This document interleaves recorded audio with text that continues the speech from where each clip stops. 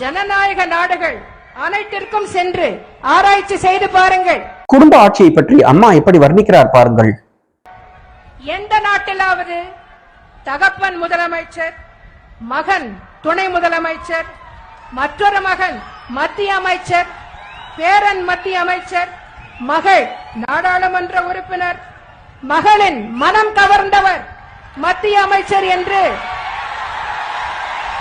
ஒரே குடும்பம் ஜனநாயகத்தின் பெயரால் இத்தனை பறவைகளை ஆக்கிரமித்துக் கொண்டு அழுக்கை தின்கின்ற மீன்கள் போல அதிகாரத்தை குதறி தின்கின்ற இது போன்ற குடும்பம் ஒன்று உலகத்தின் வேறு எந்த மூலையிலாவது இருக்கிறதா? அழுக்கை தின்னும் மீன்கள் இன்னமும் இருக்கிறது. முன்பு பெரிய குடும்பமாக இருந்தது, இப்போது சிறிய குடும்பமாக சுருங்கி இருக்கிறது. நன்றி, வணக்கம், பை பை ஸ்டாலின். நல்ல தீர்ப்பை உலகம் சொல்லும் நாள் வரும் போது அன்று சிரிப்பது யார், அழுவது